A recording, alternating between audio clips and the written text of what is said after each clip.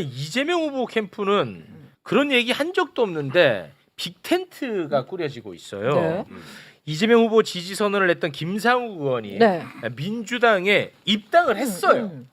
입당 장면 영상 잠깐 보고 옵니다. 네, 이제 한 식구가 되었으니까 선거운동 기간 동안 열심히 뛰어달라는 의미로 박찬대 직무대행께서 선거운동복과 사무원 표차를 전달하시겠습니다. 예, 잘 어울리시네요. 민주당에서 민주주의를 가장 중요한 가치로 알고 지켜가는 참 민주의 보수의 길을 함께 걸어가고 싶은 마음에 민주당에 문을 두드렸습니다.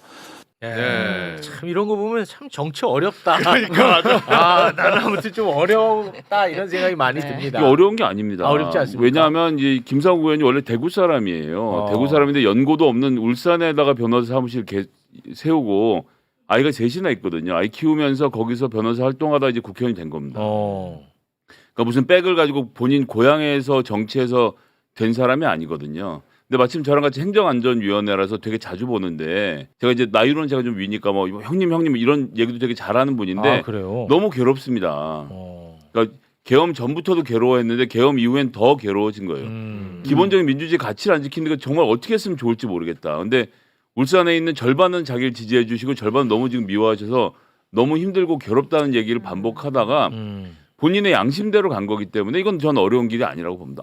어떻게 해요? 아직 계엄이 맞다고 하는 사람들하고 정치를 할 수 없는 양심을 갖고 있는 사람이라고 그렇죠. 함께 생각하는 못하지. 거고. 네. 그래서 잘 아시겠지만 뭘 한 것도 없이 본인이 팩스로 입당원서 집어넣고 그거 접수돼 갖고 지금 와서 저렇게 선거운동복을 입은 겁니다. 네. 지금 이 선거에서는 내가 민주주의를 지켜야 되겠다 생각한 거죠. 네.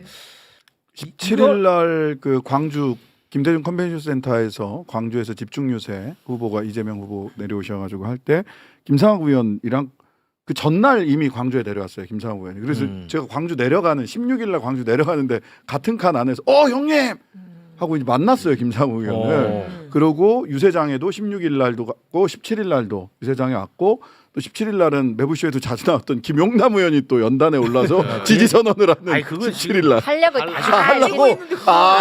작품 스포를 있는데. 해. 예, 어쨌든 나 이거 보고 배를 잡고 웃었단 말이야. 나 배 잡고 웃었단 말이야. 다 만났다. 광주에서 네, 김상욱, 김용남. 김상욱 의원하고 이제 저하고 좀 개인적인 관계가 있는데요. 뭐 그 이야기는 하지 않고요. 좀 진지하게 이야기하자면 노무현 대통령이 이런 이야기를 합니다. 윤석열이가 광주에서 내란 범이면 울산에서도 내란 범이어야 됩니다. 윤석열이가 진보에게 내란 범이면 보수에게도 내란 범이어야 됩니다. 그러니까 우리 정치가 상식적이지 못한 기반에는 지금 아직도 지역주의 정치가 자리 잡고 있는 거예요. 네. 그런 부분에서 영남에서 국민의힘으로 당선된 김상욱 의원이 내란 종식을 위해 민주당이 왔다는 것은 네. 큰 하나의 역사의 변곡점이기 때문에 그걸 이렇게 마중물러서 우리가 정치적 지역주의가 타파될 수 있는 제도를 바꿔야 돼요. 네. 선거구제 바꾸자라는 말씀을 꼭 드리고 싶습니다. 알겠습니다. 근본적인 부분을 또 살짝 건드려 줍니다. 스포를 했지만 제가 준비한 대로 진행하겠습니다. 국민의힘 출신의 낯익은 정치인이 또 이재명 후보를 지지 선언했습니다. 보면서 배를 잡고 웃었습니다. 본인도 좀 민망했는지 말을 더듬더라고요. 네. 이재명 후보의 저격수에서 이재명 후보의 지지자로 거듭난 그 정치인 과연 누구일까요? 영상으로 만나보시죠.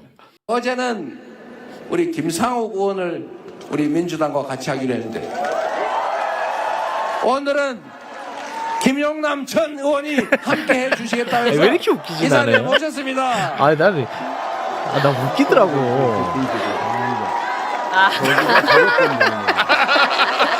본인도 약간 멋져 보여. 어쩌고 해. 오늘 저봐. 김용남 의원은 나 제가 웃기더라고.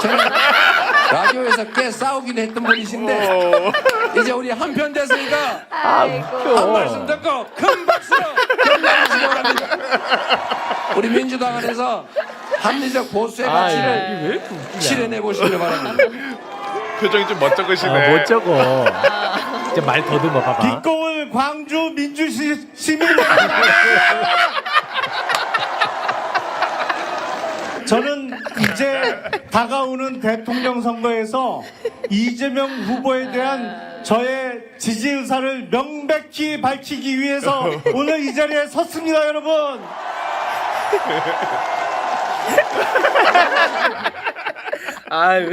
뭐 개인적으로 많은 이제 고뇌가 있었겠습니다. 그렇죠. 네. 저는 뭐 친근해서 그런지 웃기더라고. 빛골 광주 시민 여러분. 본인도 멋쩍어해. 이게 좀 네. 세 가지 키워드로 정리해 볼 수 있을 것 네. 같은데 첫 번째는 검사.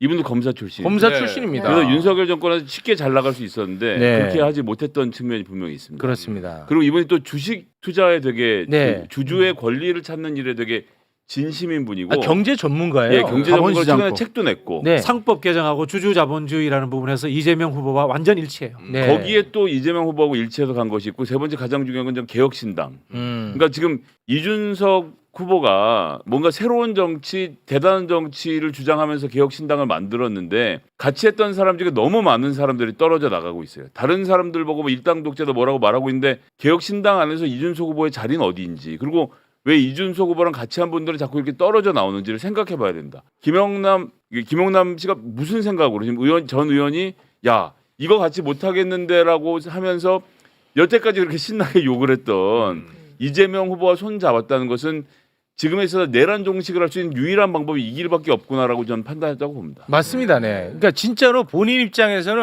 진짜 갈 데가 없는 거야. 예를 들어서 이준석이랑 같이 하려고 했는데 명태균 게이트 딱 터졌어. 그렇죠. 본인이 알고 있는 게 있는데 이준석이랑 같은 이야기를 할 수가 없는 거야. 그렇죠. 그때 우리는 바로 옆에서 목격을 했어요. 네. 본인도 이 굉장히 힘들어했다고. 맞아요. 왜냐면 본인이 아는 게 있는데 이준석은 자꾸 자기가 아는 거랑 다른 얘기를 해. 그렇지. 그때 그러면 김용남은 어떻게 해야 돼? 아는 대로 얘기할 수밖에 없는 거야. 그렇죠. 그러다 보니까 진짜 오갈 데 없어진 신세가 되어버렸어요. 그리고 이제 고뇌를 하다가 이제 아마 지지선을 했겠죠. 네. 본인이 뭐 50대에 민주투사 됐다고. 네. 20대에 안 하던 민주화 운동을 지금 50대에 하고 있다고 고민이시, 얘기를 했는데 그 길로 그 길로 들어선 순간 어찌 보면 이번 대선에서 이런 선택은 뭐 필연적이지 않았을까라는 생각도 합니다. 뭐 인간적인 고뇌나 가까이 있는 사람들하고 사실은 이렇게 진영을 건너오면 네. 가까이 있었던 사람들하고 인간적 관계가 끊어져요. 네. 그런 부분들이 마지막에 굉장히 괴로웠을 거라고 저는 생각을 하지만 네. 50대 민주투사 김용남 화이팅. 네. 우리 김성애 의원님이 중요한 포인트 지적하셨는데 혹시 또 뒤에 나오는 이게 스포인데 허은하 전 대표나 그거 하세요. 그거는. 나와 해도 됩니까? 예, 해도 다행이네. 돼요. 네. 허은하 전 대표나 우리 김용남 의원이 좀 샤이하고 어. 사람 관계에서 굉장히 잘 참는 사람이에요. 아. 얼마나 이준석을 못 참았으면 아. 근처에서 보니까 이준석이 얼마나 흠결이 많았으면 얼마나 겉과 속이 달랐으면 도저히 못 참겠다 해서 네. 민주당 쪽으로 왔겠느냐 네. 이런 부분들도 한번 생각해 보셔야 됩니다. 그렇습니다. 자, 그리고 이제는 하다 김문수 후보 선거운동원이 이재명 후보 선거운동을 돕는 것 같은 모습이 연출이 되기도 했어요. 근데 저는 진짜 이거 보고 되게 놀랐거든요. 저도 놀라긴 했어요. 네. 이렇게 해도 되는 건지부터가 일단 좀 궁금하던데 모르겠습니다. 뭐 네. 해도 너무하는 상황으로 가고 있습니다. 네. 빅텐트, 백텐트 이런 빅텐트 처음 봅니다. 아, 네. 잠깐 보시죠. 저 뭐야 이거? 이게 뭐야? 아니 뭐야 이거? 이런 빅텐트가 있나? 이게 뭐 어떻게 받아들여야 돼? 야, 이거 저. 야 이거 안녕하세요. 이거 빨간 분들이. 아이고. 뭐야 이거? 이거 뭐냐고? 선거 운동하니까 여기 와서 이러면 어떡이야 이거. 이게 뭐야? 정말. 하여튼 여러분들 고생이 많습니다.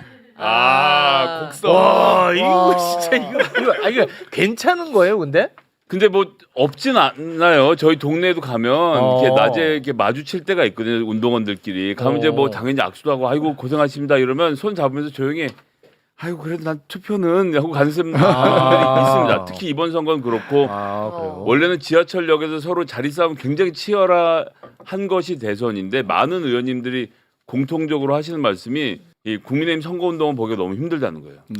의욕이 없는 거죠. 뭐 정말 하기 싫은 거고 아까 하와이 말씀하셨지만 지금 무슨 핑계를 대서라도 안 하려면 안 할 수 있는 상태로 가고 싶은 사람이 많은 거예요. 이 사람들은 지금 전부 다 이거 끝나고 펼쳐질 당대표 선거에만 관심 있지 대선을 이길 거라고 생각 안 하거든요. 그러니까 그렇게 위에가 무너져 있으면 아래도 당연히 무너지고 그런 상태면 동네에서 다 알고 지내는 사이인데 뭐 좋은 게 좋은 거다 이렇게 되는 거죠. 그래요. 더군다나 아까 거기가 전남 곡성이잖아요. 그렇죠. 제가 이제 곡성은 조금 압니다만 거기서 한 달 반을 살았었기 때문에 작년에.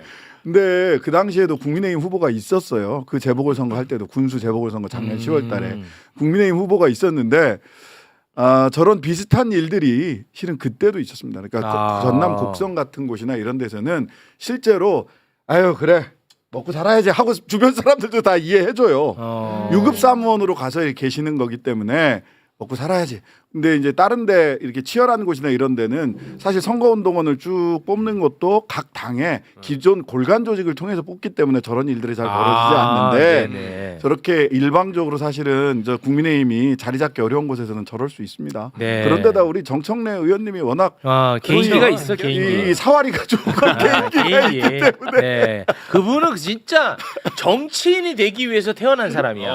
아니 진짜 정치 DNA가 그냥 세포 하나하나까지 다 들어가 있는 듯한 느낌입니다. 행복해하시잖아요, 그러니까 너무 정치하면서. 정치인으로서 사는 게 너무 재밌나 봐. 좋은 거죠. 그런데 또 누군가는 정치인으로 굉장히 힘들어하는 분들도 있거든. 실제로 보면은. 네. 근데 정말 그 체질이 맞나 봐요. 아니 우리 정청래 의원이 2002년 노무현 대통령 선거할 때부터 저거 했거든요.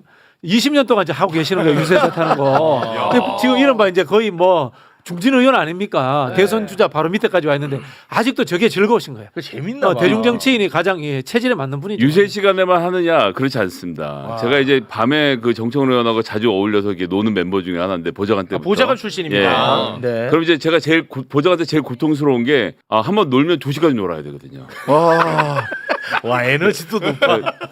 노래방을 가면 와, 그 디스코 메들리 30분짜리를 켜놓고 네, 모르는 노래가 없습니다. 대단하시다. 30분 동안 쉬지 않고 마이크를 주지도 않아요. 예. 정말 에너지가 아주 넘치는 분이다. 이거는 칭찬인가요? 이거 얘기해도 매기는 되나 모르겠네. 모르겠어요. 저도. 해버렸습니다 벌써. 예. 아무튼간에 그냥 타고난 정치인 제가 그냥 봤을 때는 박지원 정청래 그렇지. 두 사람은 그냥 정치하려고 태어났어. 네.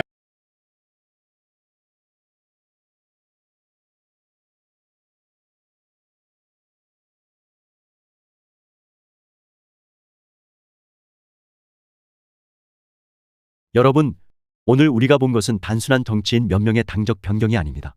김상우 의원의 선택, 김용남 의원의 고백, 그리고 전남 곡성에서 벌어진 훈훈한 장면들. 이 모든 것이 우리에게 던지는 메시지가 있습니다.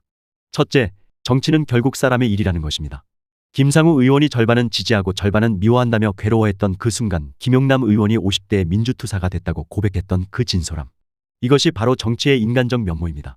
둘째, 우리 사회가 기존의 프레임을 벗어나고 있다는 신호입니다. 영남의 보수 정치인이 호남에서 환대받고 개혁신당 출신이 민주당을 지지하는 이런 모습들은 기존의 지역주의, 진영 논리가 흔들리고 있음을 보여줍니다.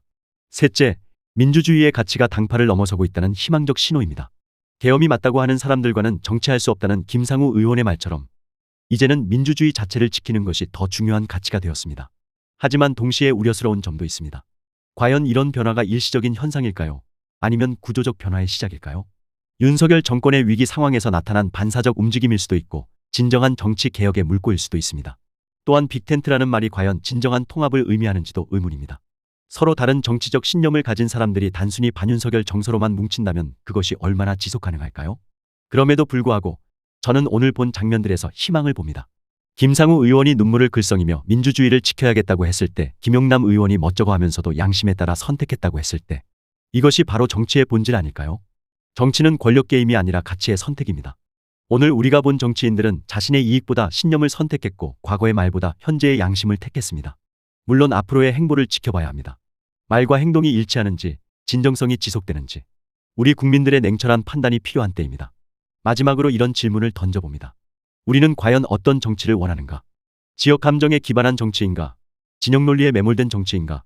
아니면 가치와 신념에 기반한 정치인가? 오늘 김상우, 김용남 두 정치인이 보여준 것은 후자의 가능성입니다. 비록 작은 변화일지라도 이것이 대한민국 정치 문화를 바꾸는 출발점이 되기를 기대합니다. 여러분은 어떻게 생각하시나요? 댓글로 여러분의 의견을 들려주세요. 그리고 이런 정치적 변화에 관심이 있으시다면 구독과 좋아요, 알림 설정까지 잊지 마시기 바랍니다. 다음 주에는 더욱 흥미로운 정치 이슈로 찾아뵙겠습니다. 감사합니다.